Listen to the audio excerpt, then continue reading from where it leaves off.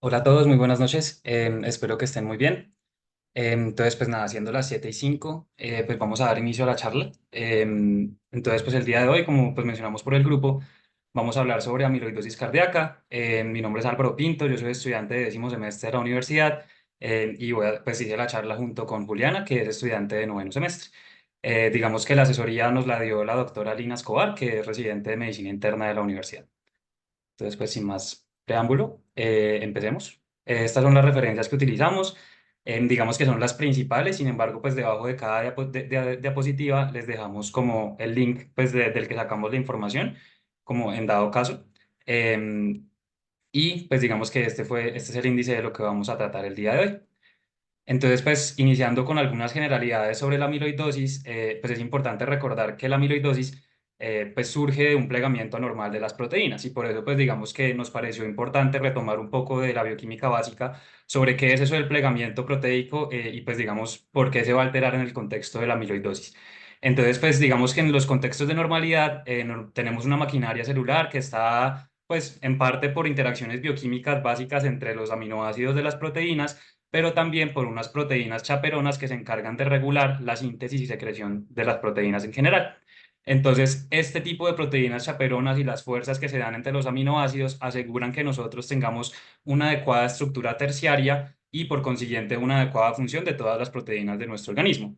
Entonces, pues acá les traje una foto que es la foto de Leninger que explica como tal las diferentes fases de la estructura proteica, como para que recordemos un poco de dónde sale todo esto. Entonces, pues tenemos la estructura primaria de las proteínas, que es básicamente pues la secuencia de aminoácidos que se producen a partir de la transcripción del ARN mensajero, ¿cierto?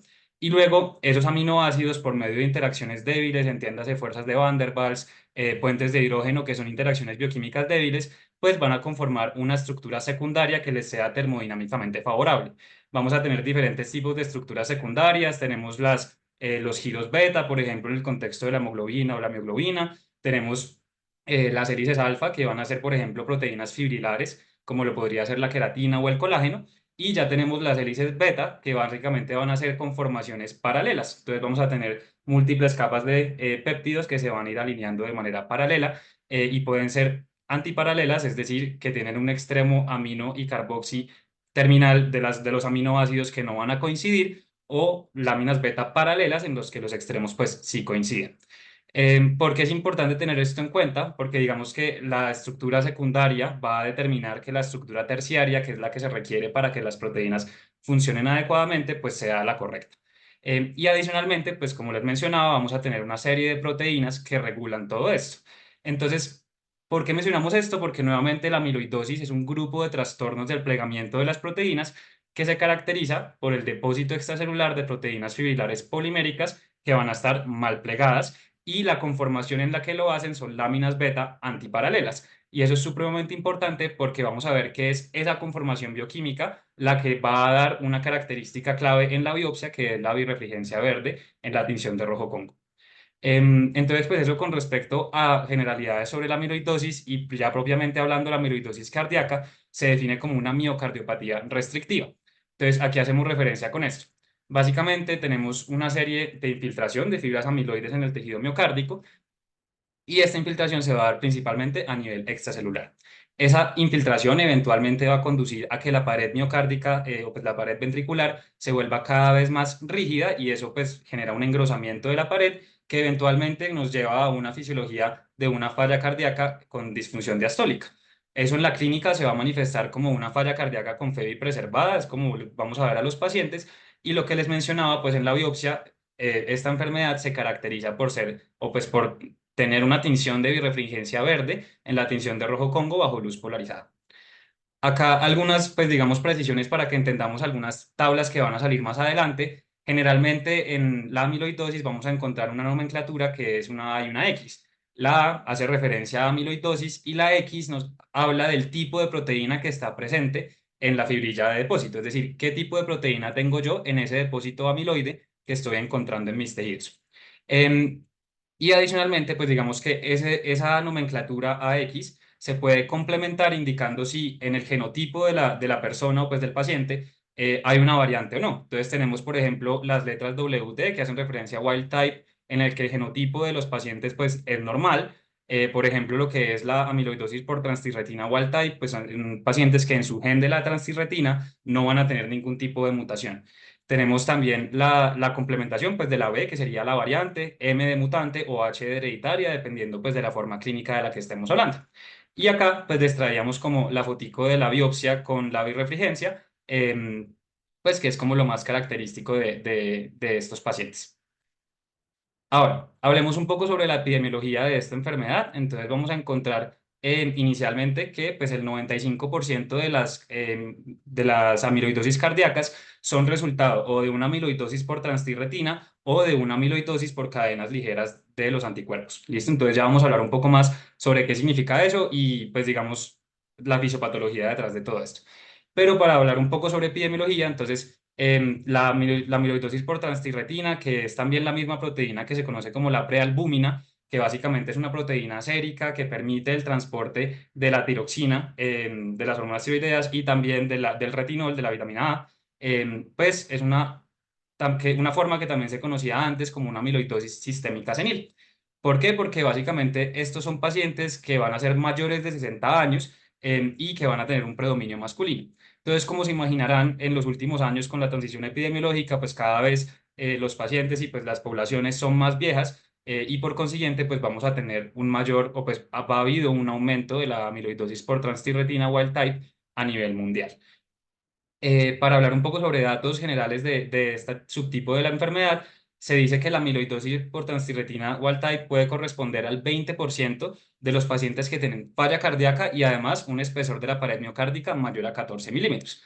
Adicionalmente, pueden corresponder a 13% de los pacientes con una falla cardíaca con FEBI preservada y hasta el 16% de los pacientes con estenosis aórtica severa paradójica, que ya ahorita más adelante en las manifestaciones clínicas vamos a detenernos un poco sobre qué es eso de la estenosis aórtica paradójica. Y en estudios de autopsias que se han hecho, se ha encontrado que hasta el 25% de los pacientes mayores de 80 años pueden tener depósitos de transtirretina sin ningún tipo de mutación en sus tejidos. Ahora, hablando un poco sobre la amiloidosis por transtirretina, pues asociada a mutaciones genéticas o hereditaria, pues se estima en Estados Unidos que la prevalencia es menor a 1 sobre 100.000 habitantes. Sin embargo, en la actualidad se han descrito más de 130 mutaciones con un espectro clínico que se caracteriza por dos polos. Vamos a tener que estos pacientes pueden llegar a tener un compromiso neuropático, que va a ser uno de los espectros clínicos o pues uno de los polos, y también van a tener el compromiso miocárdico. Entonces, pues digamos que dependiendo de la mutación de la que estemos hablando, esa mutación se va a manifestar en un rango dentro de ese espectro clínico que les menciono. La mutación más comúnmente encontrada va a ser una sustitución de una valina por una metionina en la posición 30. Y básicamente esto se va a manifestar como una polineuropatía sensitivo-motora asimétrica ascendente, que también puede tener un compromiso de disautonomía y la cardiopatía va a estar presente en el 43% de estos pacientes. Tenemos otras mutaciones, como les menciono, pues hay más de 130. Sin embargo hay otra que también es como más prevalente, que es la sustitución de una valina por una isoleucina en la posición 112 del gen, pues de la secuencia de aminoácidos, que se puede encontrar hasta en el 4% de la población afroamericana y afrocaribeña. Y estos son pacientes que van a tener una amiloidosis cardíaca, pero que es de inicio más tardío y que se debería sospechar, por ejemplo, en el contexto de un paciente que tiene una falla cardíaca con FEBI preservada, con una hipertrofia ventricular, pero que no tiene un componente, por ejemplo, hipertensivo o de valvulopatía que pudiera explicar cómo esa alteración. Ahora, pues hablando un poco sobre la amiloidosis por cadenas ligeras de los anticuerpos, entonces básicamente esta tiene una prevalencia de 4 a 8 personas por millón de habitantes y es la forma más comúnmente diagnosticada en Estados Unidos y en otros países desarrollados. Va a tener un predominio principalmente en pacientes mayores de 40 años y esto se debe a que pues, es una complicación de trastornos proliferativos de las células B o de las células plasmáticas. Entonces, por ejemplo, va a ser una complicación de una gamapatía monoclonal de significado incierto en la mayoría de los casos, pero también se puede encontrar en pacientes con mieloma quiescente o con mieloma múltiple hasta en el 10 a 15%. Esto es lo que se ha visto como en las series pues de las revisiones que vimos a nivel internacional. Sin embargo, vamos a ver ahorita en un estudio que se hizo acá en Colombia, en Medellín, que el comportamiento en nuestra población puede llegar a ser un poco distinto. Ahora, en cuanto al compromiso cardíaco en el contexto de la amiloidosis por cadenas livianas de los anticuerpos, se va a ver en hasta en el 50 al 70% de los pacientes algún tipo o algún grado de infiltración miocárdica. Y acá es importante tener en cuenta que la amiloidosis por cadenas livianas va a tener un curso clínico mucho más progresivo. Acá lo que les pongo que las cadenas livianas tienen incluso más cardiotoxicidad que la transtirretina in vitro, lo que hace que los pacientes tengan un curso clínico que es mucho más rápido, mucho más sí, pues, progresivo y además que tengan una menor respuesta al tratamiento. Y digamos que eso se va a manifestar en que 20 a 30% de los pacientes debutan con una falla cardíaca que ya está en estadios avanzados y pues para los cuales el pronóstico, por supuesto, va a ser mucho más pues grave.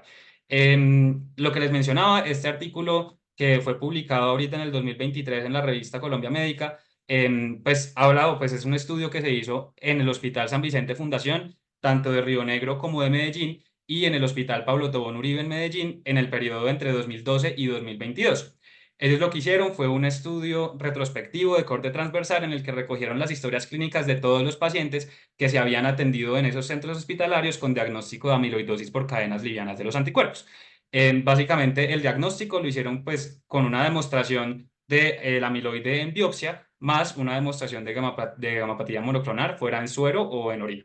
Y pues importante que excluyeron cualquier otro tipo de amiloidosis y lo que buscaron fue hacer una caracterización clínica y de los desenlaces en esta cohorte de pacientes. Entonces, para que hablemos un poco sobre pues, el estudio, acá, pues estas son como las características de la población, lo que se encontró. Los pacientes tenían una media de edad de 60 años, que es muy parecido a lo que se ha reportado en otras series de pacientes acá pues, en Latinoamérica. Y acá lo que llama la atención es que hasta el 58% de los pacientes tenían un diagnóstico de mieloma múltiple. Entonces, pues digamos que contrario a lo que veíamos de las revisiones pues, de Estados Unidos, de Europa, de otros países, en donde el reporte de mieloma múltiple de pronto era una proporción mucho menor. En Colombia, lo que se encontró pues, en este estudio de Medellín fue que pues, la proporción de pacientes con amiloidosis por cadenas AL pues, era mucho mayor en el contexto del mieloma múltiple. Adicionalmente, con respecto a los compromisos orgánicos que se presentaron, vamos a ver que hasta hubo compromiso renal en el 66% de los casos y un compromiso cardíaco en el 61%. Acá, pues digamos que lo único a lo que pues vale la pena hacer como salvedad es que ellos mencionan que en una buena parte del periodo de estudio los péptidos natriuréticos apenas estaban como entrando en mayor uso, pues con mayor frecuencia en los hospitales acá en Colombia y por consiguiente podría haber un subdiagnóstico con respecto al compromiso cardíaco pues en esta serie de pacientes. Y acá ya lo último es como el compromiso multiorgánico, que ellos lo definieron como de dos o más órganos, que se presentó hasta en el 61% de los casos, que también es similar a lo que se ha reportado en Europa y en el resto de Latinoamérica, pero pues puede ser un poco superior, por ejemplo, a lo que se ha visto en Estados Unidos. Algunos datos que encontraron ellos sobre diagnóstico y tratamiento, se vio que pues, únicamente 20% de los pacientes tenían biopsias positivas para tejido graso abdominal.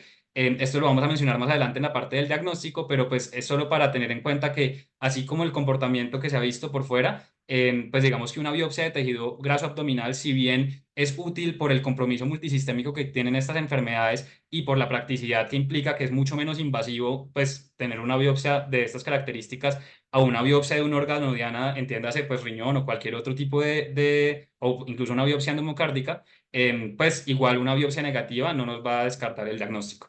El tratamiento a base de bortezomib, que también lo vamos a mencionar ahorita, que es como lo que está indicado en los pacientes actualmente si no son candidatos a trasplante de células madre hematopoyéticas, se dio en el 68% de los casos y en el trasplante se dio en 23,8%.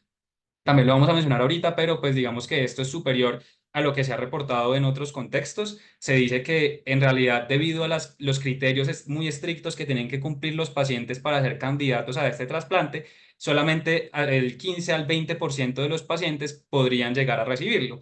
Entonces, pues digamos que algo que ellos mencionan que les llamó la atención fue que el porcentaje era algo superior en los pacientes que se habían atendido en sus hospitales. Y la respuesta hematológica se alcanzó hasta en el 95% de los casos. Ya para, digamos, terminar con la parte de epidemiología, estas son las curvas de sobrevida que trazaron ellos, básicamente con un análisis de Kaplan-Meier. Pues acá teníamos, para explicar un poco la gráfica, simplemente inicia con el 100% de los pacientes pues, vivos y le vamos haciendo seguimiento a lo largo del tiempo y a medida que pues van falleciendo pues se va trazando la gráfica, ¿cierto? Con este análisis pues encontraron una media de sobrevida de 45,1 meses en los pacientes con amiloidosis AL, que también fue similar a lo que se maneja en Latinoamérica, que varía entre 34 y 48 meses. Y acá en la gráfica de la derecha vemos un análisis que hicieron ellos por subgrupos, en el que hicieron una regresión de Cox para ver cómo los diferentes variables que estaban impactando en la mortalidad de estos pacientes. Y pues lo que llama la atención es acá en esta gráfica que hay un claro comportamiento, pues digamos, diferente entre los pacientes que tenían y que no tenían compromiso cardíaco. Esto para resaltar que el compromiso cardíaco en los pacientes con amiloidosis va a ser el principal factor que influye tanto pues en mortalidad, y ellos le calcularon un hazard ratio de 3,27 con un intervalo de confianza y una P que fueron estadísticamente significativos. Entonces pues vemos que el compromiso cardíaco y pues en la amiloidosis va a ser algo supremamente importante a tener en cuenta. Ya hablando entonces de lo que es la fisiopatología y la clasificación de la amiloidosis, dale siguiente, por favor. Vamos a ver que en la amiloidosis, a pesar de que dependiendo del tipo de amiloidosis que estemos hablando, el precursor proteico va a ser diferente, la fisiopatología en los diferentes tipos de amiloidosis cardíaca va a ser similar. Como ya mencionaba Álvaro, va a ser causada por la formación de unas proteínas amiloides, lo cual va a ocurrir cuando la proteína pierde o no adquiere su plegaje fisiológico, pues funcional, y se va a favorecer como su acumulación en diferentes tejidos. Esto va a ser favorecido ya sea por procesos de proteólisis anormal, por mutaciones, alteraciones en el pH, temperatura y modificaciones posttraduccionales. Se empiezan a formar estas proteínas mal plegadas que pues, obtienen unas como altas concentraciones y se favorece la formación de fibrillas amiloides. Estas fibrillas amiloides parte también con la composición también de glicosaminoglucanos y de colágeno, se forma también o se favorece la formación de oligómeros de proteína amiloide. Una vez empiezan a formar estos oligómeros de proteína amiloide, empiezan a circular de forma sistémica y a acumularse en diferentes órganos, causándonos la disfunción orgánica que puede ser característica a la amiloidosis. Esto va a ser secundario a los depósitos propios de amiloide, causando las alteraciones mecánicas, a la proteotoxicidad secundaria a la proteína amiloide, que favorece un aumento de la producción de especies reactivas de oxígeno, apoptosis y autofagia. Dale, por favor. Entonces, en cuanto a la fisiopatología del daño miocárdico, hablando de lo que es la amiloidosis cardíaca, vamos a ver que a grosso modo podemos encontrar dos daños. Un daño dado por el depósito amiloide en sí mismo y un daño dado por la citotoxicidad secundaria al depósito amiloide. Entonces, secundario al depósito amiloide en sí mismo, vamos a ver que va a haber una pérdida de la arquitectura y funcionamiento tisular del miocardio asociado a un engrosamiento ventricular y una rigidez sin dilatación del mismo, lo que va a llevar a una miopatía y un bajo gasto cardíaco. Sin embargo, este depósito amiloide por sí mismo y estos cambios mecánicos no son suficientes para explicar la severidad del daño pues, miocárdico que hay en una amiloidosis cardíaca, por lo que se ha empezado como a describir el daño citotóxico, donde se ha descrito, también como mencionó Álvaro anteriormente, que en la amiloidosis de tipo AL, es decir, la amiloidosis causada por el depósito de cadenas ligeras de inmunoglobulina, va a haber una mayor citotoxicidad si lo comparamos con la amiloidosis de tipo TTR. Entonces, en la amiloidosis de tipo L, la acumulación de estas inmunoglobulinas libres va a favorecer que aumente la producción de especies reactivas de oxígenos y se aumente la vía de P38 maquinasa, que por su propio lado también me va a favorecer la producción de estas especies reactivas de oxígeno, lo que me va a llevar a un aumento en la apoptosis y una disminución en la contractilidad del miocardio. En la TTR también pues, se va a observar la citotoxicidad que me lleva al aumento de las especies reactivas de oxígeno, pero en vez de activar la vía P38 maquinasa, se favorece más una activación de caspasas, que pues, también va a favorecer la apoptosis, pero el daño no va a ser tan significativo como se puede encontrar, o tan severo, podríamos decir de esa forma, como si se puede encontrar en la amiloidosis de tipo AL. También pues va a haber una apoptosis y una disminución en la contractilidad. Dale, por favor. Entonces, hablando un poco acerca de la clasificación de la amiloidosis, vamos a ver que en la amiloidosis cardíaca la podemos clasificar a muy grande modo, como a grosso modo, en amiloidosis de tipo AL y en amiloidosis de tipo ATTR.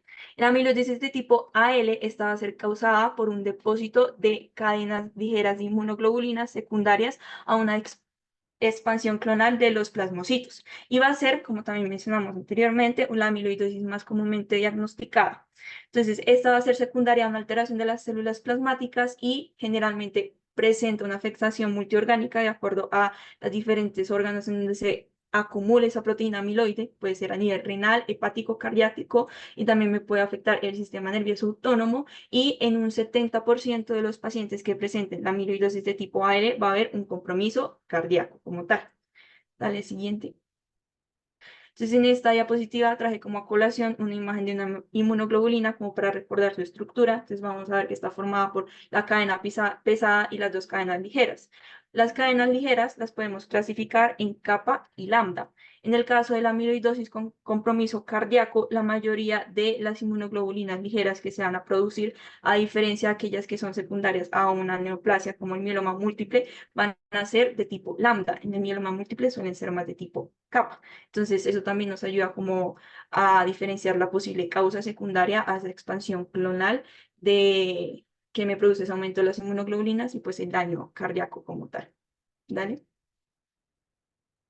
Hablando ya de el otro tipo de amiloidosis que podemos encontrar, está la amiloidosis de tipo ATTR. Esta va a ser secundaria por el acúmulo de la proteína transtirretina. Proteína que ya mencionamos anteriormente, es una proteína producida a nivel hepático en un 90% y un 10% en los plexos coroideos. Van a ser un tetrámero que pues normalmente van a ser tetrámeros estables, pero en el contexto de un paciente con amiloidosis se va a favorecer una disociación de los dímeros que conforman el tetrámero y posterior alteración en el plegamiento y formación de la proteína amiloide. Normalmente la transtirretina va a ser el transportador no esencial de la tiroxina y el mayor transportador de retinol. También, pues como se había mencionado anteriormente, la amiloidosis de tipo ATTR se puede subclasificar ya sea en amiloidosis no hereditaria, que es el wild type, que pues, anteriormente pues, mencionamos también, que es aquella que se asocia al envejecimiento, a la senescencia celular pues, propia. Y pues va a ser de sintomatología de inicio más tardío. Y las variantes genéticas que son asociadas a los síndromes hereditarios dominantes, que también ya mencionó Álvaro anteriormente, en donde la sintomatología se presenta más a la adultez, mientras que pues en la wild type se va a presentar a una mayor edad. Característicamente, y esto es importante para el diagnóstico de la diferenciación de las amiloidosis, en la amiloidosis ATTR no se van a encontrar unas cadenas ligeras libres en plasma, sobre todo pues, en los momentos de diferenciación de estas dos. ¿Dale? Entonces yo aquí traje a colación una tabla que pues me gustó como resumía lo que les acabo de mencionar, los diferentes tipos de amiloidosis que tienen un compromiso cardíaco, donde encontramos la amiloidosis por cadenas ligeras, donde pues la prevalencia va a estar entre la quinta y la novena década de la vida y va a ser secundaria, pues como ya les dije, a una alteración en los plasmocitos, mientras que la transtirretina se va a diferenciar de acuerdo a pues, la edad de la presentación y si hay o no hay una alteración genética asociada, que pues ya también se mencionó anteriormente, la más de las más comunes son la valina por la isoleucina, que pues está asociada a los patrones genéticos juveniles. Dale a la siguiente, por favor. Esta tabla también pues, me llamó la atención y porque menciona otros tipos de amiloidosis que son las amiloidosis AA, que no vamos a traerla tanto a colación en esta revisión, pero pues sí reconocer que pues, existe ese tipo de amiloidosis y es secundario a procesos inflamatorios no controlados, como por ejemplo pacientes con como enfermedades como la artritis reumatoide. Dale a la siguiente. Y ya, pues esto va a ser una imagen que resume como lo que yo les estaba mencionando, en donde pues la amiloidosis secundaria a la alteración en la transtirretina, pues va a ser una alteración de las proteínas producidas más a nivel hepático, y la AL es causada por una expansión clonal de los plasmocitos, en donde se genera un aumento de estas inmunoglobulinas que tienen una tendencia a un mal plegamiento. De igual manera, estos dos enfermedades van a culminar básicamente en la formación de fibrillas de amiloide y la acumulación de las mismas a nivel multiorgánico, causando pues las sintomatologías características de acuerdo a cuál estemos hablando y la predilección que tenga pues estas proteínas a la acumulación orgánica, como ya vamos a ver más adelante pues en las presentaciones clínicas de esta patología. Dale. Entonces, pues digamos que para hablar un poco sobre los síntomas que van a presentar estos pacientes, lo primero que me gustaría mencionar es que tenemos que tener en cuenta que esta es una enfermedad multisistémica y que por consiguiente va a tener una presentación muy variable debido a que puede llegar a comprometer múltiples órganos.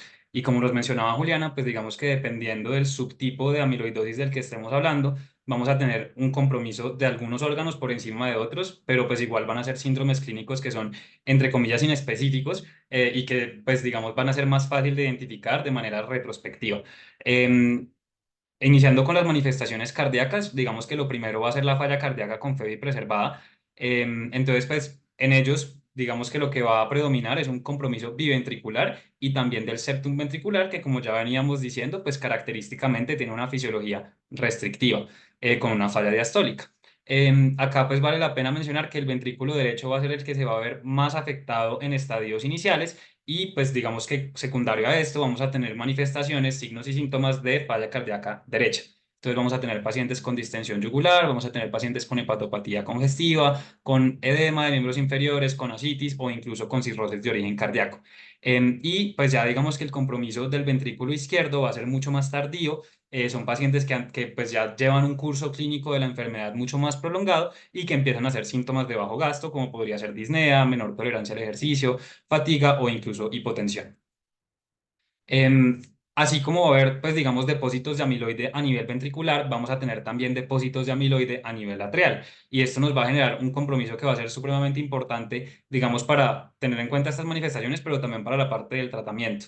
Entonces, pues digamos que esos depósitos de amiloide a nivel atrial van a comprometer la contractilidad de los atrios y adicionalmente van a comprometer la función del sistema de conducción cardíaca desde el nodo sinusal y pues del resto del sistema de conducción.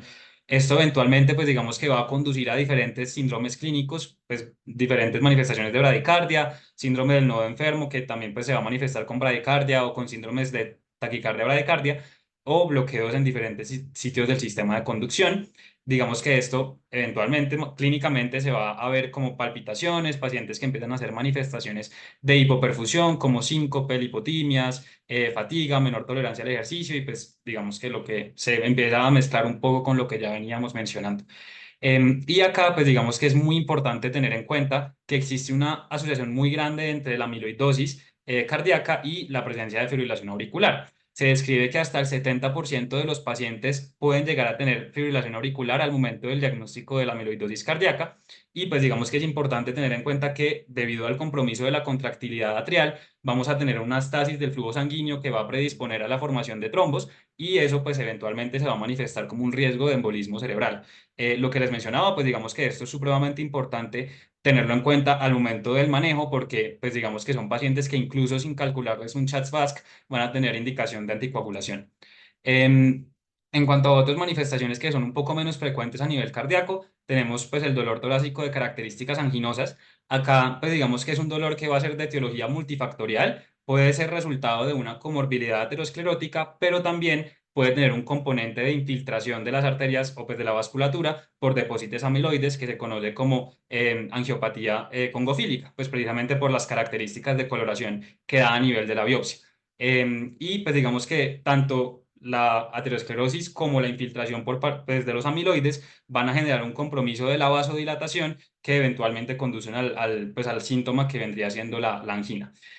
Adicionalmente, pues digamos que acá estos pacientes pueden llegar a presentar incrementos leves en las troponinas por nuevamente dos razones grandes, la disfunción de la microvasculatura o por depósitos como tal de amiloide en las miofibrillas, pues digamos que en el tejido extracelular, que lleva a una elevación de estos biomarcadores. Y acá pues vale la pena mencionar que es precisamente por esto que los biomarcadores cardíacos, troponinas y pues los péptidos natriuréticos van a ser marcadores pues de estratificación para estos pacientes. Adicionalmente vamos a tener la disautonomía. Acá, pues la disautonomía va a ser un síntoma que se comparte entre la amiloidosis AL y la amiloidosis ATTR, pero que se describe principalmente en la amiloidosis AL. Se dice que hasta un quinto de los pacientes, pues uno de cada cinco pacientes puede tener un compromiso de disautonomía, pero pues digamos que lo característico es que no es un compromiso aislado. Es decir, el paciente con amiloidosis AL que tiene disautonomía generalmente lo vamos a encontrar pues, asociado a un compromiso multisistémico o multiorgánico o un compromiso por lo menos de otro órgano, sea riñón o pues sea corazón o lo que sea. Y digamos que la razón va a ser que los depósitos de amiloides van a infiltrar el sistema nervioso autónomo, particularmente a nivel de los ganglios simpáticos y parasimpáticos. Clínicamente, ¿cómo se va a ver la disautonomía? Pues digamos que vamos a tener algunos signos que son más tempranos, por ejemplo, la impotencia sexual en los hombres. Se describe que puede llegar a ser un signo temprano de amiloidosis, por supuesto en un contexto clínico pues que dé para eso.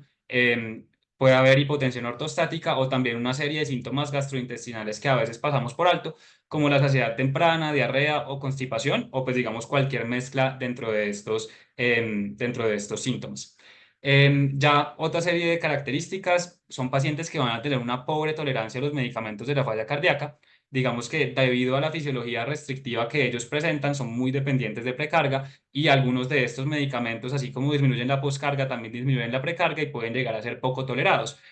Adicionalmente, pues digamos, beta bloqueadores nos van a generar adicionalmente una depresión del sistema de conducción que puede llegar a exacerbar, pues digamos, la predisposición que ellos ya tienen y pues el hecho de que ellos tumen la poscarga en el contexto de los IECAS, los ARA2 o incluso el ARNI, pues nos va a provocar o pues a desenmascarar una posible disautonomía que se esté manifestando con una hipotensión ortostática.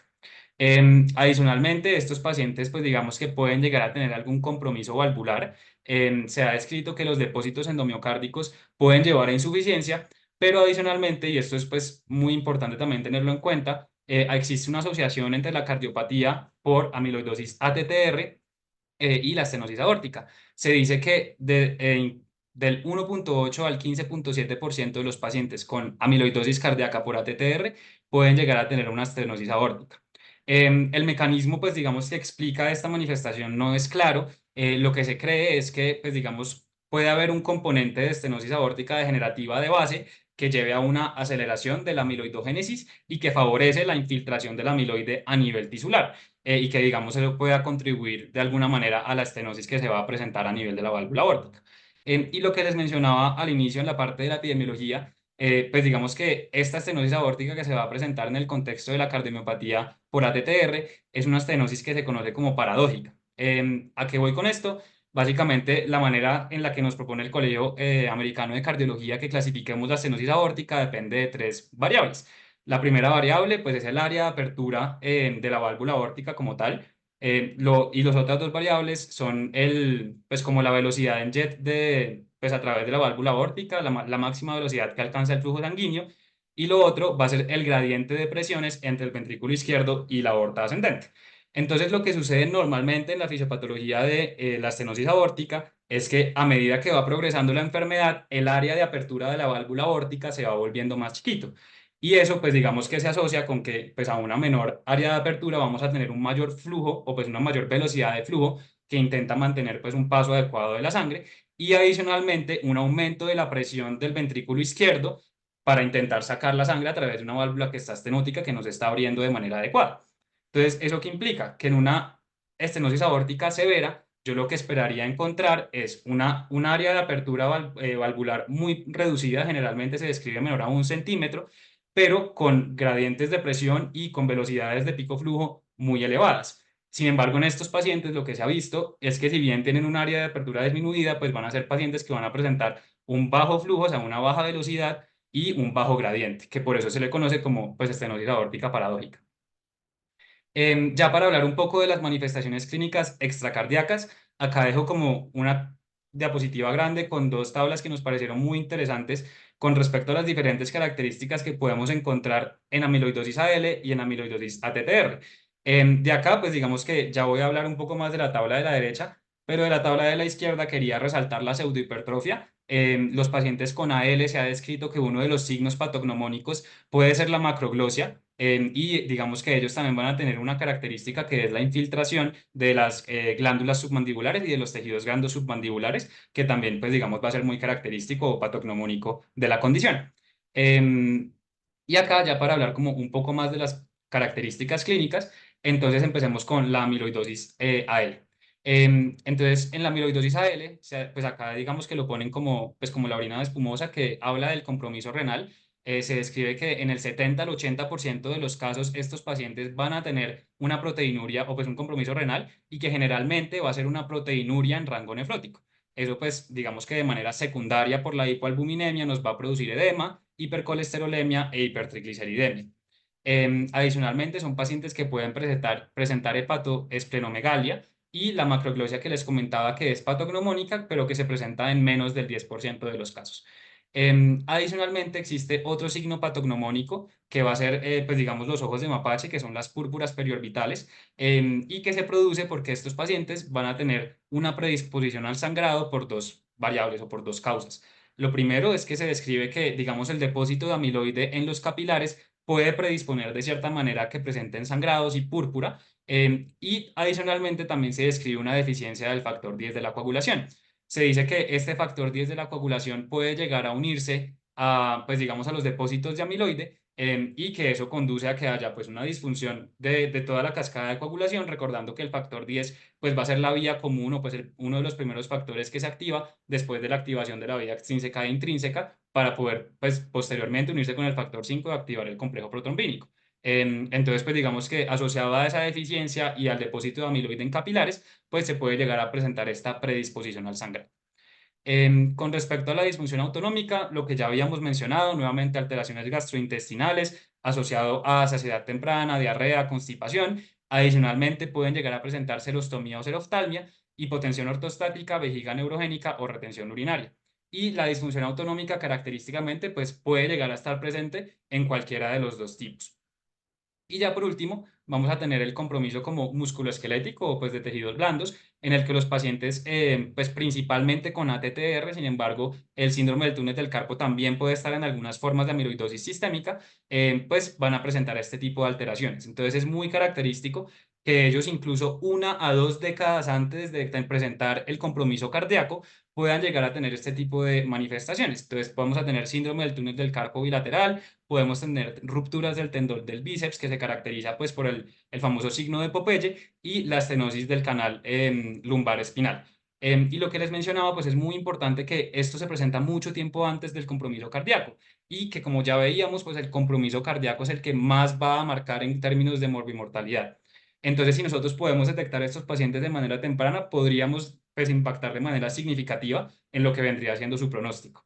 Y pues digamos que también es importante tenerlo en cuenta en términos de diagnóstico, porque si nosotros tenemos un paciente al que le estamos sospechando, no sé, una amiloidosis por ATTR y en el pasado vemos que ha tenido una intervención quirúrgica por un síndrome del túnel del carpo bilateral y tenemos posibilidad de recuperar esa histopatología, pues podría ser uno de los lugares donde podríamos entrar a confirmar el depósito de amiloide y ahorrarnos algún tipo de biopsia que sea pues un compromiso mucho más invasivo. Ya para terminar con respecto a las manifestaciones clínicas, queríamos mencionar como un paralelo pues, de lo que es la amiloidosis AL localizada. Digamos que esto no entra dentro de lo que es la cardiopatía pues, amiloide, pues la amiloidosis cardíaca, pero lo queríamos mencionar como pues, aparte porque lo vamos a hablar también en la parte de tratamiento. Entonces, la amiloidosis AL localizada básicamente es una producción de cadenas ligeras amiloidogénicas, pero directamente en los tejidos. Se ha descrito principalmente en tracto respiratorio, tracto geniturinario, particularmente en la vejiga, en los párpados y a nivel de la piel. Sin embargo, a diferencia de la amiloidosis AL sistémica, generalmente va a tener un curso clínico indolente y no evoluciona a un compromiso pues, multiorgánico. Y lo único que nos debería llamar la atención o pues a lo que le deberíamos prestar atención es al compromiso de la estructura, de las estructuras adyacentes pues por efecto de masa del depósito pues de la amiloidosis pues localizada. Y el manejo, pues digamos que muy relacionado con lo que les mencionaba, pues van a ser las medidas quirúrgicas locales en caso de que se llegue a detectar pues la necesidad. Hablando ya de lo que es como el diagnóstico de la amiloidosis cardíaca, dale. Vamos a ver que empezamos como el proceso del diagnóstico con la sospecha de pues, esta patología y de la afección cardíaca. Entonces, se sospecha cuando en un ecocardiograma o en alguna imagen se evidencia un engrosamiento de la pared del ventrículo izquierdo que sea mayor a 12 milímetros o pues 1,2 centímetros, asociado a una o más de las siguientes condiciones clínicas, que es un paciente con falla cardíaca, una estenosis aórtica, como ya mencionó anteriormente Álvaro, paciente con alteración renal, proteinuria, equimosis, síndrome de Carpo, etcétera, todas las manifestaciones clínicas que después acabamos de mencionar. Y también, pues, otros exámenes que pues, pueden presentar patrones alterados, como electromiografías con patrones de polineuropatías, ProBNP, que pueden estar aumentados, proteínas en orina asociadas pues, a las proteinurias, troponinas y pruebas de función hepática alteradas. Dale.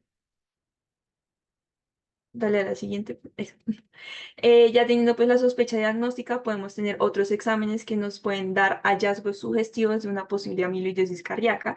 Entre ellos encontramos el electrocardiograma. Vamos a ver que en el electrocardiograma, aunque no todos los pacientes con amiloidosis lo van a presentar, sí puede ser característico que haya un electrocardiograma con bajo voltaje, lo que puede ser un pues en principio, pues no tendría como un sentido con el hecho de que haya una hipertrofia del ventrículo izquierdo, pues porque lo que se esperaría es un aumento en el voltaje, pues evidenciando todo el patrón de la hipertrofia, pero pues en estos pacientes, en vez de encontrar ese patrón de hipertrofia, ese aumento del voltaje, pues vamos a evidenciar unos electrocardiogramas con bajo voltaje asociado al hecho de que aunque haya como una hipertrofia del ventrículo, no es como por un crecimiento, ya sea de los miocardiocitos o pues en cantidad de las células miocárdicas, sino que es por una acumulación de esas proteínas que no me van a generar como una fuerza o una contracción miocárdica o un estímulo eléctrico. Entonces, por eso se va a evidenciar como esa disminución en el voltaje.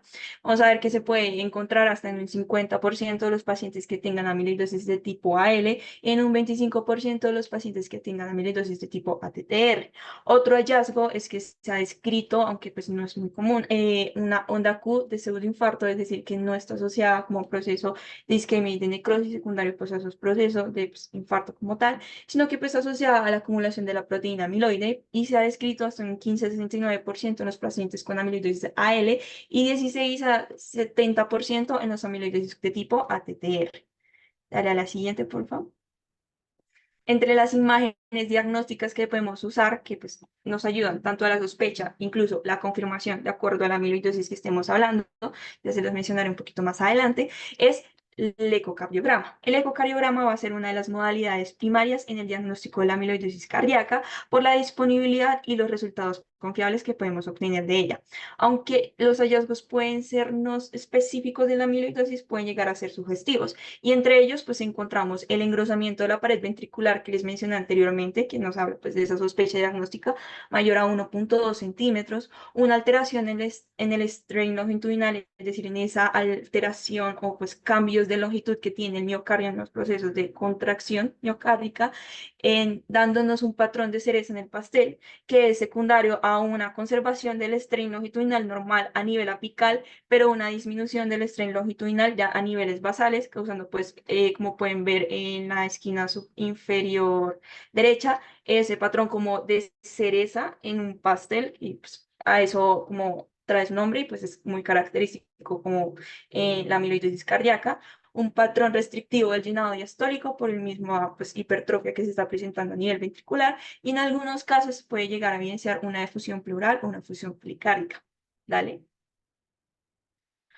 Junto con los hallazgos del el ecocardiograma, que no son diagnósticos como tal, pero nos pueden ayudar a la sospecha, vamos a tener también la resonancia magnética cardíaca. La resonancia magnética cardíaca nos ayuda a proveer información acerca de la estructura miocárdica y la funcionalidad y nos complementa como tal a los hallazgos que pues, encontramos a nivel del ecocardiograma y también lo característico de la resonancia magnética cardíaca es que nos permite distinguir la etiología amiloide de otras condiciones hipertróficas. Entonces, la resonancia magnética va a utilizar pues, su capacidad intrínseca de caracterizar los tejidos, en este caso el tejido cardíaco, utilizando una potenciación con contraste galodinio. Este contraste, el contraste galodinio, nos permite identificar diversas zonas de fibrosis, ya que este agente se puede distribuir pues, a lo largo del espacio extracelular, es decir, ese espacio donde hay acumulación de proteína amiloide y no hay como miocardio como tal. Por lo tanto, en la amiloidosis cardíaca podemos ver un patrón de realce tardío de galodinio subendocárdico generalizado, que pues está como formando un circulito alrededor de pues el ventrículo o los ventrículos que está afectando y en la tipificación en T1 también podemos como observar una cinética normal del galodinio, como pueden observar comparando la imagen C con la imagen de un miocardio sano, en donde pues en el miocardio sano no se ve como esa captación tan fuerte de galodinio que hay en el miocardio del ventrículo izquierdo que sí se ve en el C, que sería como esa diferenciación del azul, no sé si lo pueden ver en el miocardio sano, mientras que en la C no se ve tanto ese azul, sino que se ve más como el galoíno como tal, y eso es por el aumento del espacio extracelular secundario, pues a la acumulación de la proteína amiloide como tal. Dale a la siguiente. Entonces aquí yo les traía como los distintos patrones de acumulación del galoíneo. Entonces era más como para que pudiesen como identificar a qué me refería yo, porque a veces pues en las imágenes es como difícil, sobre todo nosotros que no, pues no tenemos un acercamiento tan como, como sí, como tan fuerte a lo que es las resonancias magnéticas, etcétera. Entonces vamos a ver que en amiloidosis cardíaca, que sería esa alteración en los depósitos de galoíneo no isquémico, pues como ven en la parte inferior, el C es un realce como circunferencial como completo del subendocardio, a diferencia de pues una alteración en el realce del galoíneo en subendocárdico que se puede evidenciar en alteraciones isquémicas, en donde no es tan circunferencial y generalizado, sino que es más asociado como a la zona afectada por el vaso afectado en el infarto. Entonces, eso como en cuanto a la alteración del galoíneo. ¿Vale? Otras pruebas que nos pueden también ayudar tanto al diagnóstico como a la diferenciación de la amiloidosis que estamos hablando es la medición de las cadenas ligeras, la cual se puede realizar a través de inmunofijación a nivel sérico y a nivel de orina, que nos favorece la identificación de cadenas libres, ya sea lambda y kappa. Vamos a ver que la amiloidosis AL, que no sea secundaria a procesos neoplásicos como el mieloma múltiple, sino que sea una expansión clonal de pues, otros orígenes, lo que vamos a evidenciar es un aumento de las cadenas lambda 4 veces más que las cadenas kappa, mientras que en las amiloidosis que van a ser secundarias como procesos con mieloma múltiple va a haber una mayor cantidad de kappa que de lambda. Sin embargo, pues en los pacientes que de por sí se detecten un aumento de las inmunoglobulinas a nivel sérico, deben tener estudios como genéticos plasmáticos en médula ósea para determinar el posible causal de esta expansión clonal y va a ver si es pues, neoplásico, no neoplásico, etcétera. Dale a la siguiente. La gammagrafía cardíaca con pirofosfato también va a ser uno de esos exámenes que nos permite directamente el diagnóstico de una amiloidosis, en este caso amiloidosis de tipo ATTR, y por lo tanto también nos ayuda como a la diferenciación del causal, ya sea de ALL a ATTR. La gammagrafía con pirofosfato está basada en la utilización del pirofosfato, valga la redundancia, que va a ser un trazador óseo, es decir, que me favorece o que me evidencia como la captación que haya, sobre todo el calcio, aunque no está muy determinado la diferencia entre el por qué la ATTR tiene una mayor captación de calcio que la AL, sí se ha descrito que puede ser como por composición propia de la proteína y pues en estos pacientes con amiloidosis de tipo ATTR va a haber una mayor acumulación de calcio en las zonas en donde se encuentre la acumulación de la proteína amiloide. En el caso de la amiloidosis AL no se va a presentar. Entonces, esta gammagrafía cardíaca con pirofosfato se va a interpretar usando la puntuación de Perugini, que va a ser básicamente una puntuación que se basa en la captación de pues, ese fosfato que hay a nivel biventricular en comparación al hueso. Entonces, hay diferentes grados en donde el grado 0 no hay captación a nivel miocárdico, a nivel biventricular. En el grado 1 hay una captación, pero es una captación leve en comparación de la captación que hay en el hueso. En el grado 3 ya hay en el grado 2 perdón, ya hay una captación igual en el nivel miocárdico a nivel óseo y en el grado 3 ya es mayor la captación a nivel miocárdico que a nivel óseo. Vamos a ver que es diagnóstico la captación en grado 2 y grado 3 en contexto de un paciente que pues presente toda la sospecha clínica, que presente las alteraciones características en el ecocardiograma, las alteraciones características en la resonancia magnética y que en el estudio de cadenas libres de inmunoglobulina sea negativo. Y esto es uno de los pocos casos en donde se puede hacer un diagnóstico de amiloidosis cardíaca, en este caso sería ATTR, sin requerir de una biopsia como tal pues para su diagnóstico. Sin embargo, pues posterior a este diagnóstico que tenemos, lo secundario que se debería hacer pues, sería la genotificación para ver la mutación que pueda estar asociada en el caso de inicio joven o en la adultez, para hablar de la asociada a pues, los síndromes familiares, o pues en los adultos mayores, que ya sería una wild type asociada pues, al envejecimiento. Dale a la siguiente. Y por último, pues tenemos la biopsia, que sigue siendo como el gol estándar en el diagnóstico como tal. Y con respecto a la biopsia, como también lo había mencionado Álvaro al principio, vamos a ver que podemos tener dos tipos de biopsia, que es la biopsia de tejido subcutáneo. Esta biopsia se prefiere realizar en los pacientes que tienen sintomatología más sistémica, en donde el tejido subcutáneo puede tener acumulación de esta proteína amiloide y se puede llegar a detectar.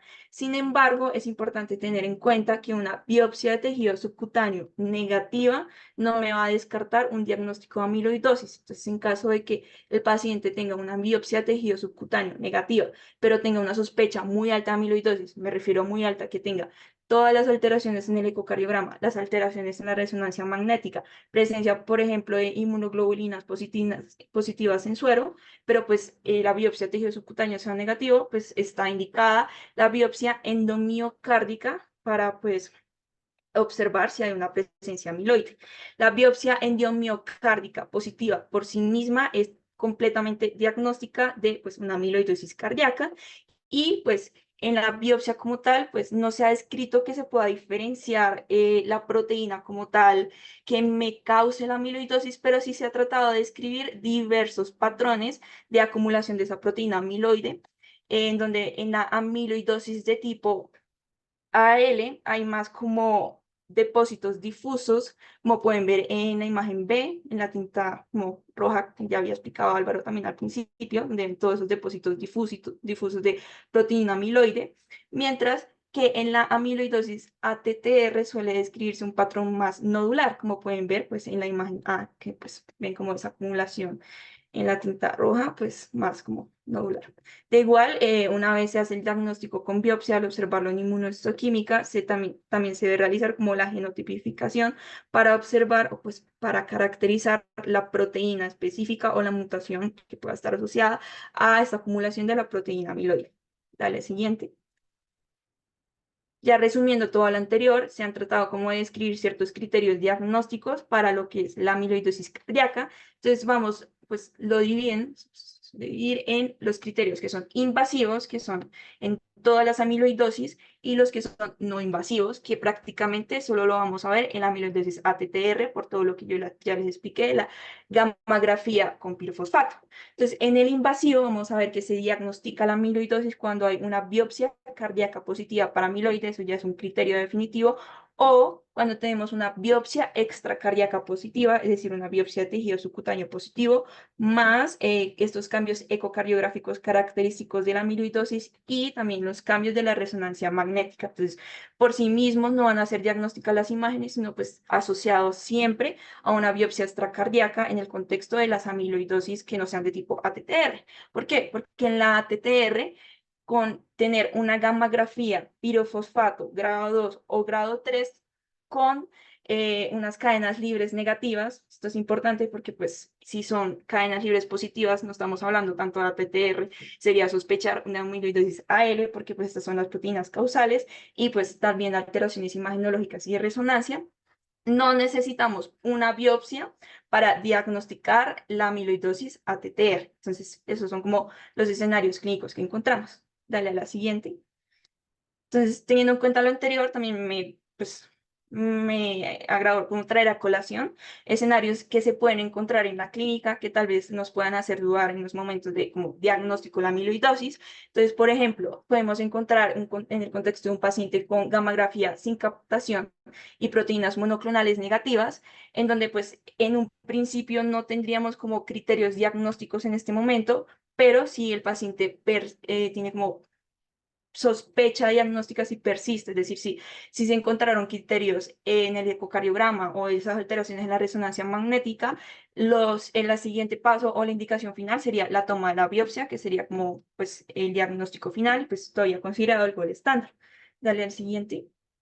Si hay una gamografía con captación positiva y proteínas monoclonales negativas, que yo ya les había pues, mencionado, es un criterio ya básicamente diagnóstico de amiloidosis, pero en este caso ATTR, sobre todo si tenemos la captación de grado 2 o grado 3. Si tenemos captación grado 1, proteínas monoclonales negativas y sospecha de amiloidosis cardíaca, el siguiente paso sería la toma de biopsia, ya sea extracardíaca o endomiocárdica, de acuerdo pues si hay compromiso sistémico o no compromiso sistémico en este paciente, para pues el diagnóstico final de la amiloidosis. Daría la siguiente. Si hay una gamografía sin captación y proteínas monoclonales anormales, pues estaríamos sospechando una amiloidosis más de tipo AL y pues se haría la resonancia magnética para observar si tenemos esos cambios miocárdicos o pues si ya la tenemos y la resonancia magnética cardíaca presenta estos cambios, pues el diagnóstico final, como es una amiloidosis AL, se haría con biopsia y nuevamente por toda esa alteración que puede haber en los plasmocitos, se debería tener pues un concepto con conjunto con hematología para ver si hay una neoplasia asociada a pues, esta producción amiloide. Daré a la siguiente. Y pues si tenemos ya una gamografía con captación y proteínas monoclonales anormales, se podría sospechar una coexistencia, aunque es muy raro y no está muy descrito, de la amiloidosis AL con una amiloidosis ATTR. Y en este caso, sí o sí, se va a requerir la histología, es decir, la biopsia y una tipificación de el amiloide con la biopsia endomiocárdica para pues, determinar cuál es el causal como tal de esta pues, amiloidosis cardíaca. Dale. Y ya pues esta es una imagen que resume los escenarios clínicos que les acabo de hablar y pues las pruebas que se pues, usan como tanto en la sospecha como en el diagnóstico de la amiloidosis cardíaca. Listo.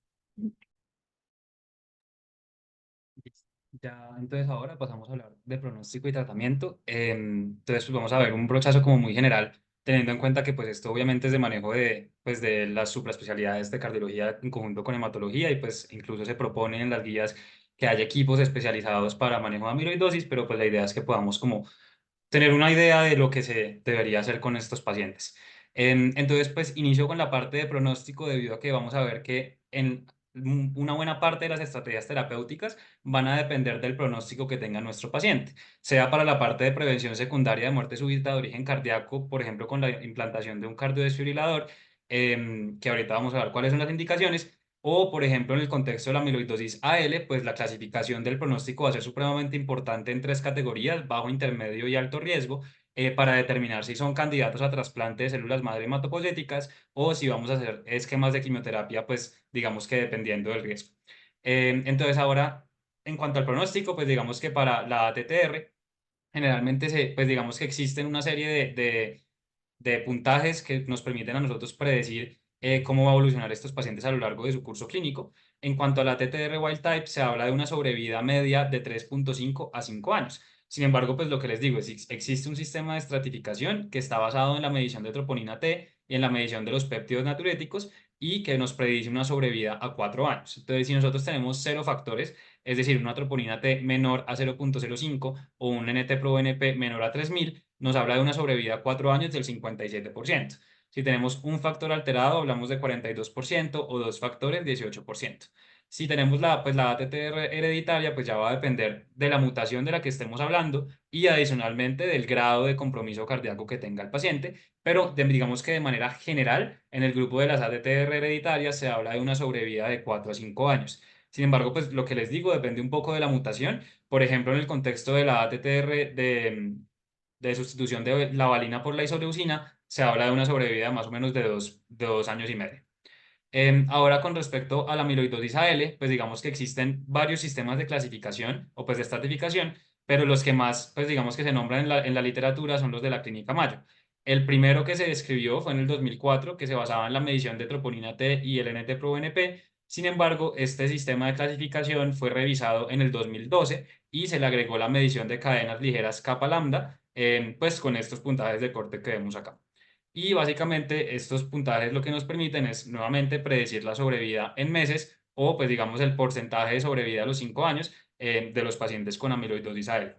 Entonces, si vemos acá el primer puntaje de la Clínica Mayo que fue desarrollado en el 2004, pues vamos a ver que mide dos valores y por consiguiente nos clasifica en tres categorías, ¿cierto? La categoría uno que es pues todo normal, que tiene una media de sobrevida de 26 meses, la categoría 2 que es un factor alterado, que va a ir hasta 11 meses, y la categoría 3 que tiene un pronóstico pues muy, digamos que reservado hasta 4 meses, según lo que pues mostraron los estudios.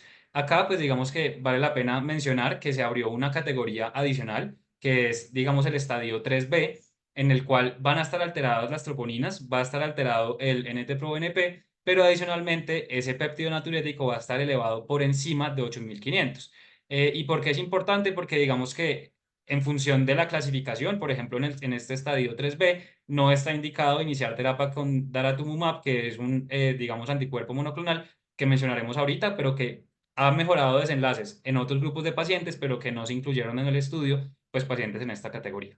Ya en cuanto al puntaje revisado, pues digamos que como son tres variables, nos va a clasificar en cuatro pues estadios clínicos. El estadio uno, en el que todo pues se encuentra normal o pues debajo del puntaje de corte, nos predice una sobrevida de 55 meses, el puntaje 2 de 19 meses, el 3 de 12, y el estadio 4, en el que todo pues estaría alterado, una sobrevida de 5 meses.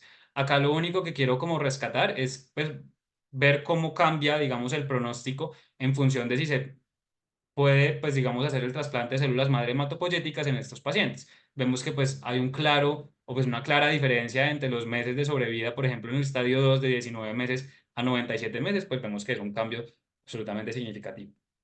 Entonces, digamos que el tratamiento lo vamos a dividir en tres pilares grandes: un manejo de soporte que va a estar dirigido pues al control de la falla cardíaca y del síndrome nefrótico que puedan presentar estos pacientes; un segundo componente que va a ser el manejo de, pues, del sustrato arritmogénico; y un tercer componente que es la terapia dirigida como tal.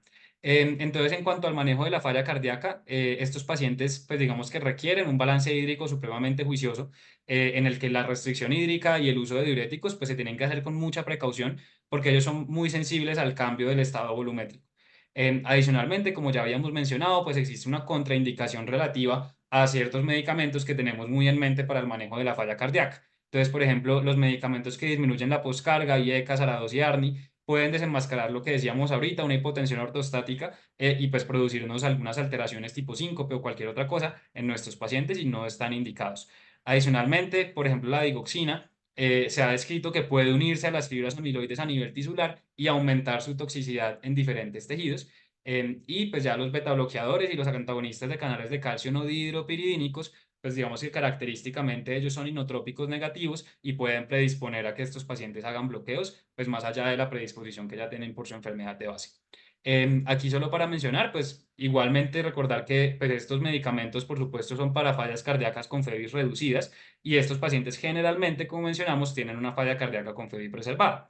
Sin embargo, con el curso de la, pues, de la historia natural de la enfermedad, pues eventualmente van a ser un compromiso de bajo gasto por pues, el compromiso del ventrículo izquierdo y de la falla sistólica. Y incluso en estos escenarios en donde se supone que los estudios muestran beneficio en los pacientes con FEBI reducida, no va a estar indicado el manejo con este tipo de medicamentos, y el manejo va a ser dirigido pues principalmente a una intención paliativa, pues de dar confort a los pacientes.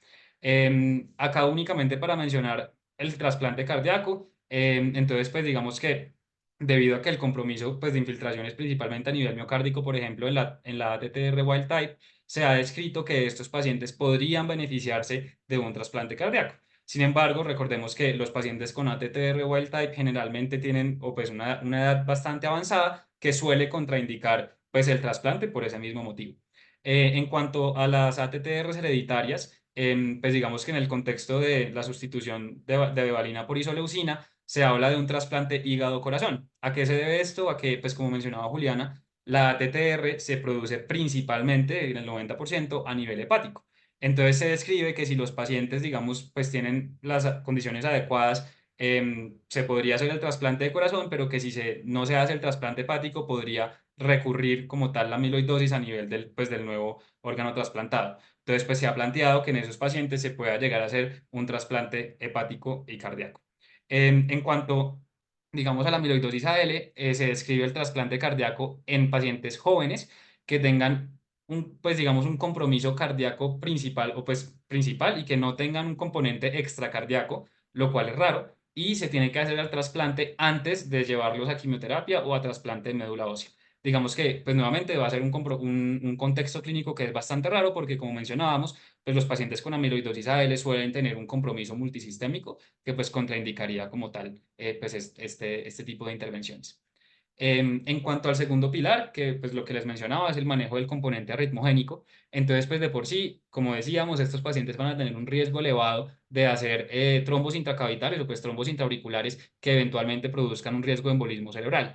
Entonces ellos, por más, o sea, por más de que no tengan un SHATS-VAS que indique, ellos van a tener una indicación de anticoagulación si tienen diagnóstico de FA o de flóter pues, auricular. Digamos que para dar un poco de una visión con respecto a ese riesgo de trombosis, en estudios que se han hecho en estos pacientes cuando llegan por urgencias y que tienen que ser llevados a cardioversión, que se hace pues el ECO-T para descartar pues, el componente pues, de trombos intracavitarios, se ha encontrado que puede haber trombos intraauriculares entre el 13 y el 81% de los casos. Digamos que para ejemplificar un poco o pues dar luces con respecto a ese riesgo trombótico que existe. Adicionalmente, en cuanto al control del ritmo, pues es importante mencionar que ellos tienen de por sí una baja probabilidad de retorno a ritmo sinusal porque son pacientes que tienen una infiltración del sistema de conducción cardíaco, pues que dificulta o pues que precisamente explica la fisiopatología de por qué tienen una FA. Entonces, pues de por sí hay una baja probabilidad, lo que se recomienda es de primera línea la miodarona y en algunos casos, pues desfibrilación eléctrica, siempre descartando la presencia de trombos y teniendo en cuenta pues el altísimo riesgo de recurrencia. En cuanto al control de frecuencia, pues digamos que ahí con pinzas está indicado el uso de betabloqueadores o digoxina a dosis bajas, por lo que mencionábamos de que pues estos medicamentos tienen ciertas consideraciones en este grupo de pacientes y únicamente pues en casos de respuesta ventricular rápida. Y ya en cuanto al cardiodesfibrilador implantable, que pues básicamente lo que busca es hacer una prevención de muerte súbita cardíaca de componente arritmogénico, entonces, pues en prevención primaria no hay evidencia muy clara con respecto a su uso, pero en prevención secundaria, y aquí va el tema del pronóstico que les decía, si el paciente tiene un pronóstico a un año que es mayor del 50%, pues digamos que se podría considerar siempre y cuando tenga un episodio previo de muerte súbita de origen cardíaco, de una taquicardia ventricular sostenida, es decir, mayor a 30 segundos o menor a 30 segundos, pero con componente de inestabilidad hemodinámica, o una fibrilación ventricular. Sin embargo, pues acá nuevamente, pues es con pinzas porque persiste un alto riesgo de muerte de origen cardíaco. Se ha descrito que debido a la infiltración que hay de las fibras amiloides en el miocardio de estos pacientes, los cardiodesfibriladores pueden no tener el mismo rendimiento que sí van a tener en otros pacientes y adicionalmente porque persiste el riesgo de tener una actividad eléctrica sin pulso. Es decir, estos pacientes pueden llegar a no presentar una TB o una FB e igual presentar una actividad eléctrica, pero hay una disociación electromecánica que hace que pues el dispositivo no vaya a disparar por más de que pues sí exista como tal pues la actividad eléctrica sin pulso. Ya en cuanto a la terapia dirigida, entonces pues para mencionar las opciones que tenemos para la ATTR y la AL, entonces tenemos un manejo estabilizador en el contexto de la ATTR, que vamos a hablar de dos medicamentos, el tafamidis y el diflunisal. Entonces acá les dejé como una coronita, porque el tafamidis pues va a ser el medicamento de primera línea para el manejo de los pacientes con amiloidosis ATTR. Básicamente este es un medicamento que lo que hace es reconocer o pues se une al sitio donde normalmente se une la tiroxina en la transtirretina y lo que hace es estabilizar la estructura de estos tetrámeros. Básicamente la transtirretina son pues cuatro como polipéptidos y lo que hace es estabilizarlo para que no se degeneren en monómeros y no se depositen en los tejidos. Entonces lo que les mencionaba es el medicamento de primera línea porque disminuye mortalidad y hospitalización por causas cardiovasculares y adicionalmente ha mostrado tener un menor declive de las pruebas de caminata de 6 minutos. Y el beneficio se ha descrito principalmente en los estadios iniciales de la enfermedad. En UpToDate, por ejemplo, está, la indicación que ellos tienen es tafamidisa, una dosis de 62 miligramos día para estadios NIHA 1 a 3, sin que se haya demostrado beneficio en estadios pues, de NIHA 4. Ya en cuanto al diflunisal, pues digamos que es un antiinflamatorio no esteroideo que tiene un mecanismo de acción muy parecido. Se une al tetrámero de la transtirretina y previene que se disocie para que no se vaya a seguir metiendo en los tejidos. Y pues digamos que lo que hace es retrasar la progresión de polineuropatía y disminuye la mortalidad por todas las causas. Sin embargo, existe una limitación importante con este medicamento en los estudios y es que tiene una menor evidencia porque los ensayos clínicos que se hicieron para demostrar pues, su utilidad en este contexto no incluyeron o no reportaron desenlaces cardiovasculares y por tanto su beneficio en el contexto de la cardiomiopatía por amiloidosis, pues digamos que está un poco cuestionado. Y adicionalmente, pues se sabe que este medicamento puede tener una toxicidad renal y gastrointestinal significativa y hasta en el 40% de los casos en el estudio que se hizo, pues llevó a descontinuación de la terapia. En cuanto a los silenciadores, entonces vamos a tener medicamentos que actúan a nivel de la síntesis de la transtirretina, a nivel del ARN mensajero. Entonces vamos a tener el patirizán, que es un ARN de interferencia. Entonces, pues básicamente es un medicamento que activa un complejo silenciador que es inducido por ARN. Entonces es un ARN de interferencia que se une a un complejo y ese complejo con el ARN de interferencia, que es complementario al ARN mensajero de la transtirretina, se va a unir a ese ARN mensajero para que luego no se pueda unir al ribosoma y pues lleve a su degradación. Y pues, de esa manera, pues digamos que disminuye la síntesis de transtirretina. Nuevamente, pues impactan los desenlaces que nos interesan, disminuye la polineuropatía, los niveles de péptidos, la hipertrofia ventricular, las hospitalizaciones y mortalidad.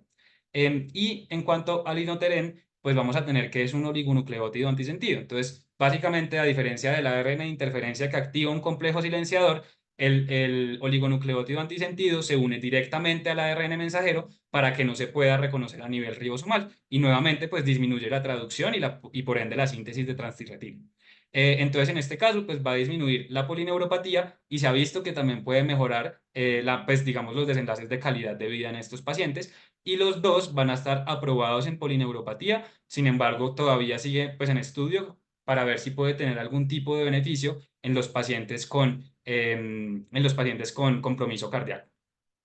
Y ya esto es como una fotico de resumen de la terapia en amiloidosis por transtirretina. Acá vemos los inhibidores del ARN mensajero en la disminución de la síntesis. Acá vemos los estabilizadores, el tafamidis y el diflunisal. Y como ven en rojo, pues digamos que son los medicamentos que están aprobados actualmente para la cardiopatía por amiloidosis ATTR. Y ven pues que el único que tiene la estrellita en rojo pues es el tafamidis.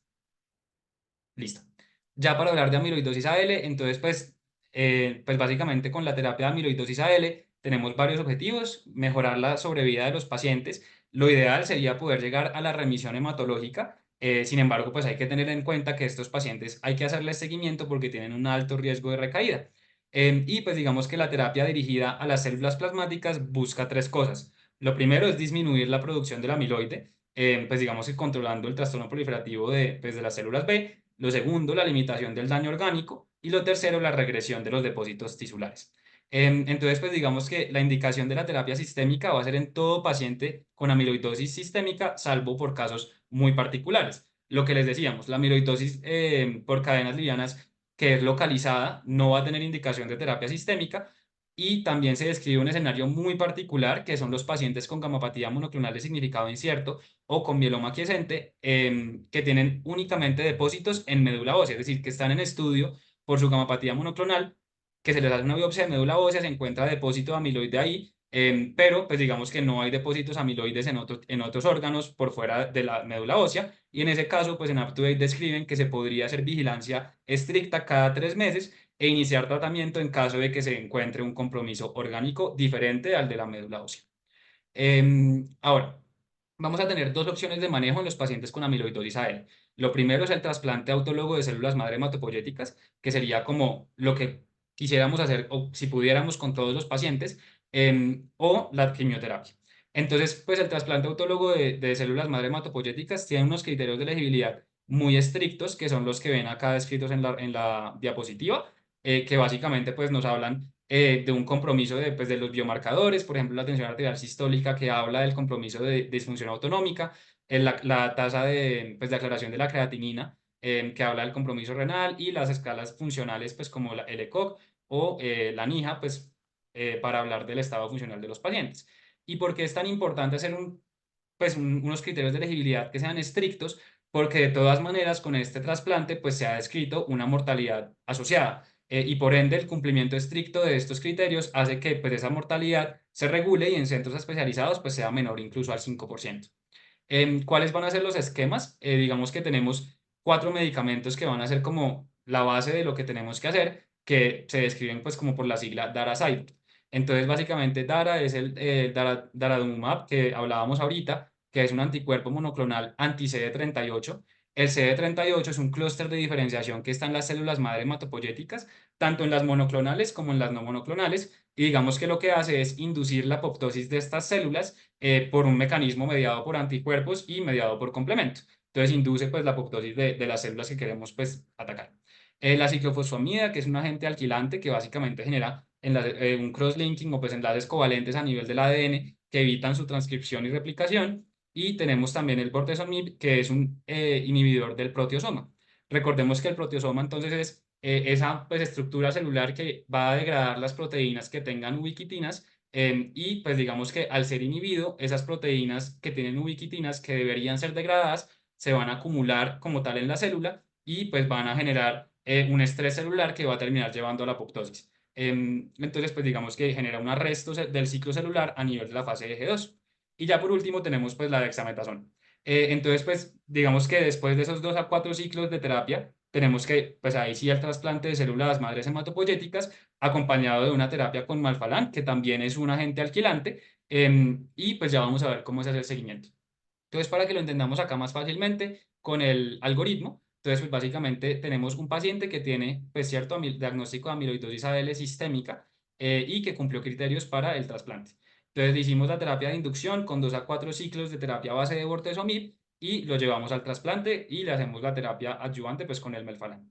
Y acá le vamos a hacer una evaluación de la respuesta hematológica a los 100 días. Entonces, el criterio, ¿cuáles van a ser los criterios que nosotros buscamos obtener? Tenemos criterios que son de buen pronóstico, que es una proteína M monoclonal ausente tanto en sangre como en orina y una diferencia de cadenas ligeras de los anticuerpos menor a 40 miligramos por decilitro. Y adicionalmente, para hablar del componente cardíaco, pues digamos que la respuesta orgánica a nivel cardíaco sería la caída del péptido natriurético del 30% o de 300 nanogramos por litro. Si nosotros logramos esa respuesta hematológica, digamos que podemos hacer una observación hasta que el paciente eventualmente progrese y tengamos que considerar otro tipo de terapias alternativas. Si no, pues digamos que podemos directamente, si no se logra estos criterios, pues considerar algún otro tipo de terapia. Ahora, ¿cómo vamos a hacer la observación del paciente que sí logró alcanzar esos criterios hematológicos? Entonces, en ese paciente el seguimiento se tiene que hacer mensual y se hace con una electroforesis de proteínas en suero para medir la proteína M y la diferencia de las cadenas ligeras de los anticuerpos. Entonces, pues digamos que lo que mencionábamos, lo ideal es tener una respuesta hematológica total, que sería la ausencia de la proteína M, o una respuesta hematológica parcial, que sería este criterio pues de la diferencia de las cadenas ligeras implicadas y no implicadas, menor al 40 a 40. Y pues digamos que cómo definimos una progresión que nos haría pensar en otras alternativas terapéuticas, sería un aumento del 50% de las cadenas livianas en el paciente que logró una respuesta hematológica parcial. Es decir, el paciente que estaba acá, ¿cierto? Menor a 40 miligramos por litro, que aumenta con respecto a su nivel basal 50%. ¿Listo? Eso sería un criterio de progresión. Pero si el paciente había logrado una normalización, es decir, una ausencia de la proteína M, hablamos de progresión ante cualquier detección nuevamente de proteína M o de un ratio de cadenas livianas alterado. Em, Listo. Y ahora en el paciente que no es candidato a trasplante de células madres. Entonces, ¿qué hacemos con esos pacientes? Básicamente tenemos que hacer un ciclo de la misma terapia que ya veníamos hablando, son los mismos 4 medicamentos. ¿Por qué? Porque pues, hay un estudio que se hizo recientemente que se llama el estudio Andrómeda, que demostró que había una mejor tasa de respuesta hematológica en pacientes en los que se agregaba el daratumumab a la terapia Cyborg. Antes se hacía solamente terapia Cyborg, que también tenía tasas de respuesta mayores al 90%, pero pues se vio que con el daratumumab era todavía mejor la respuesta hematológica y la tasa pues como de sobrevida libre de enfermedad. Y pues también existe la posibilidad de usar melfalán más dexametasona, que era como la terapia que se usaba antes cuando no existían pues estas otras estrategias terapéuticas. ¿Cómo se va a hacer ese manejo? Pues vamos a hacer 4 a 6 ciclos de esta terapia a base de bortezomib. Entonces, ¿cómo son los ciclos? Básicamente son ciclos de 4 semanas en los que cada una de las semanas vamos a dar una dosis de cada uno de los medicamentos y se descansa una semana adicional. Ahí las únicas recomendaciones adicionales es que, digamos, debido a los riesgos asociados a la terapia, existe un riesgo de cistitis hemorrágica, por lo cual se les recomienda a los pacientes que tengan una ingesta de líquidos pues adecuada y que puedan estar haciendo pues vaciamiento de la vejiga cada 3 horas aproximadamente para reducir pues ese riesgo. Y adicionalmente existe un riesgo de infección por virus del herpes zóster, por lo cual está indicada también la profilaxis con aciclovir. Aquí, pues digamos que nuevamente son 4 a 6 ciclos, pero antes de cada ciclo se debe evaluar la respuesta hematológica.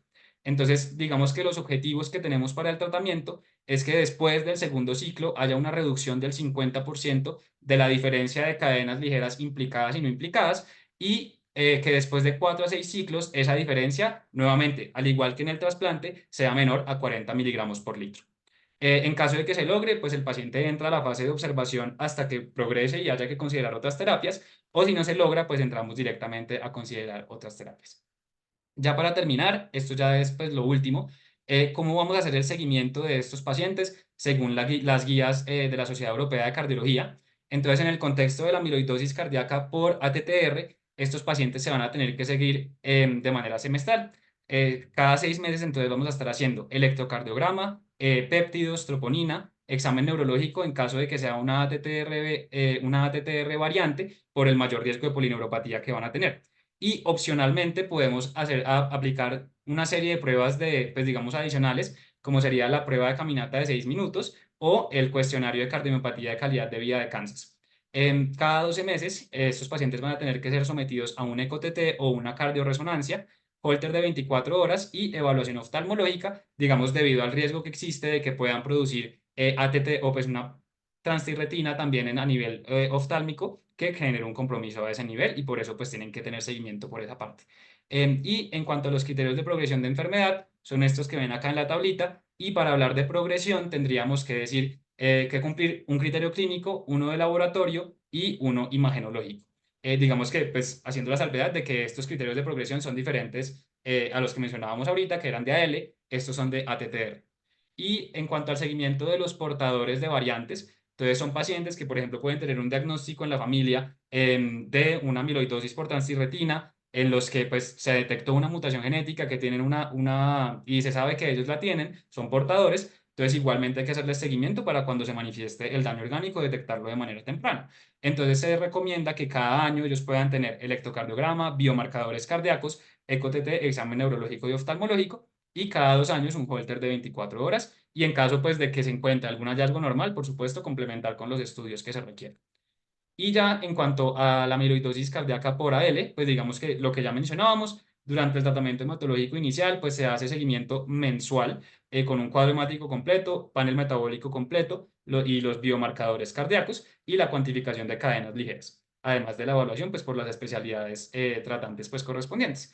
Y ya en cuanto al tratamiento periódico, en caso de lograr la remisión, lo que nos recomienda el colegio, pues la Sociedad Europea de Cardiología, es hacer un seguimiento cada 6 meses pues nuevamente como algo muy parecido a lo que ya veníamos discutiendo, y un holter cada 12 meses. Y ya pues con eso pues sería como el final de la charla. No sé si hay alguna pregunta o si doctora Lina nos quieras complementar con algún comentario. Los felicito, les quedó muy completa la charla.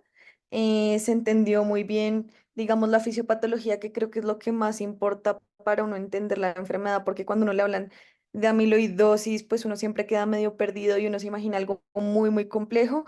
Y ya cuando uno lee la fisiopatología, ya comienza a tener un poco más de sentido y uno entiende por qué se afectan tantos órganos o por qué el compromiso cardíaco es como es, porque hay unos hallazgos específicos en el electrocardiograma, en la resonancia, en el ecocardiograma y demás. El diagnóstico usualmente no es fácil, realmente implica evaluar muchos órganos al mismo tiempo y es incluso más difícil si es órgano específico porque básicamente uno se está guiando de un único órgano comprometido. Es más fácil cuando hay muchos órganos comprometidos, ya sea riñón, nervio, porque no tienen, digamos, más posibilidades y el diagnóstico no es tan invasivo como ustedes lo decían. Entonces, bueno, de entrada importante sospecharlo en todos esos pacientes que tengan una cardiopatía hipertrófica que no sean hipertensos. O sea, un paciente que no es hipertenso no tendría por qué tener hipertrofia en su corazón. Entonces, esos pacientes que sean ya mayores de 50, 60 años, que no son hipertensos y tienen hipertrofia, eso no debería estar ahí. o esas nefropatías que tampoco están muy bien estudiadas y además también tienen cardiopatía, también sospecharlo. Esos pacientes que tienen falla cardíaca y síndrome de túnel del carpo bilateral también es pues raro. El signo del Popeye también es pues importante ahí tenerlo en cuenta, pero son como tips que uno va dando, pero realmente en la vida real pues es mucho más difícil unir tantos clavos en una sola enfermedad porque el compromiso pues es muy amplio. La neuropatía también es común casi que en todos los pacientes o en la mayoría de pacientes, entonces uno se puede ir guiando con eso y ya a medida que uno va, va haciendo los estudios de extensión, sea ecocardiograma, electrocardiograma y demás, a uno ya le van saliendo pues ya más cosas que a uno le sugieren el diagnóstico.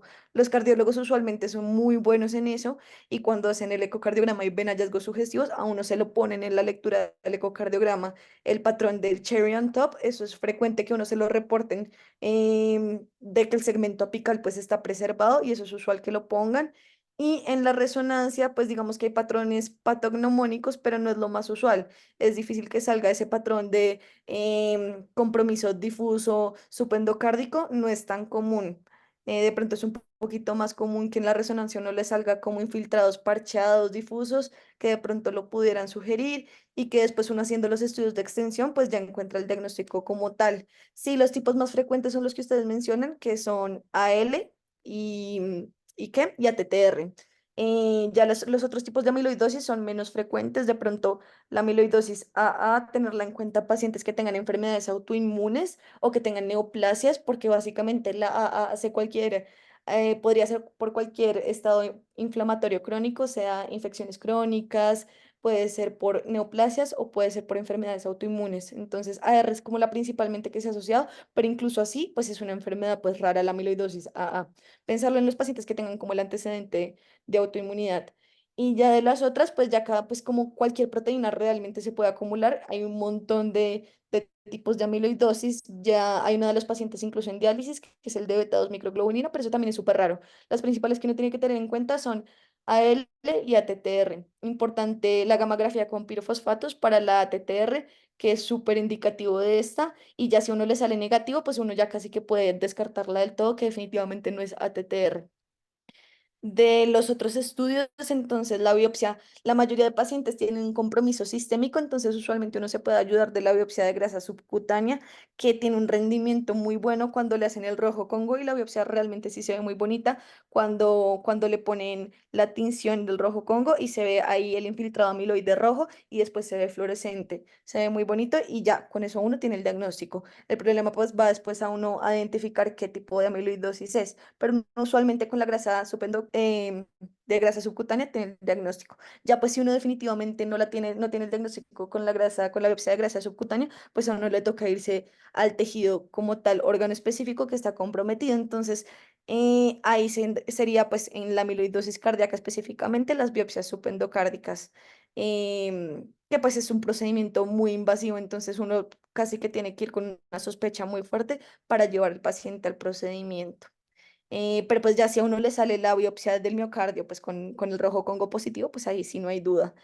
Y estos pacientes, pues en general, el pronóstico es malo. Lo que tú describías en el estudio que encontraste de Colombia es básicamente lo que uno ve en los pocos pacientes que aparecen con esta patología, porque eso en general es una enfermedad rara, es que si el pronóstico es malo, les va mal y el tratamiento, pues si bien intenta mejorar un poco calidad de vida y deterioro sistémico, realmente la sobrevida es muy mala y el deterioro es muy rápido, ya sea por la progresión de la enfermedad o por el tratamiento per se, por lo menos en, digamos, amiloidosis AL. Literal, pues esos son tratamientos de quimioterapias que ya son guiados por hematoncología, que son fuertes. Entonces, por eso hay tantos criterios para uno admitir al paciente al tratamiento, pues porque es literal quimioterapia y trasplante de médula ósea. Y ya pues con ATTR uno está mucho más limitado porque lo único que tiene básicamente es tafamidis. Realmente no hay nada más que tenga mucha evidencia e incluso tafamidis pues no es una estrategia curativa, es una estrategia que disminuye pues principalmente hospitalizaciones, que es lo que ha escrito los estudios, mejora un poquito calidad de vida o pues evita su deterioro pues rápido por el mecanismo fisiopatológico que ustedes hablaban. Pero en general el pronóstico de estos pacientes es malo. Y ya yo creo que eso es como en general lo que uno tiene que tener en cuenta cuando hablamos de amiloidosis cardíaca. Y ya cuando uno hable, no sé si de pronto en el módulo de nefrología de pronto lo mencionen, el compromiso renal también es muy bonito y también pues es muy frecuente en estos pacientes. Perfecto, doctora, muchas gracias. No sé Muchas si de gracias pronto a todos. alguien tenga alguna pregunta o algún comentario.